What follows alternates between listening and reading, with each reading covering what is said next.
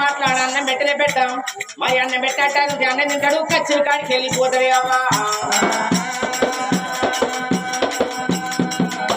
మనుషులకి రాండి మాకు చిన్న పుచ్చుకుంటాం రాండి మాకు వాళ్ళు చూసుకుంటాం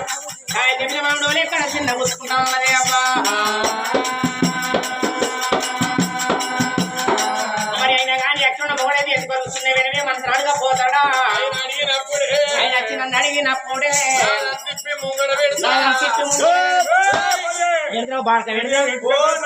నీ మనసున్న మాట వాయి చిక్కి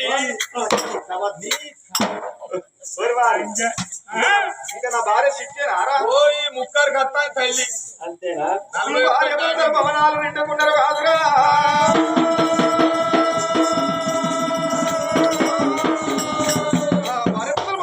అప్పుడే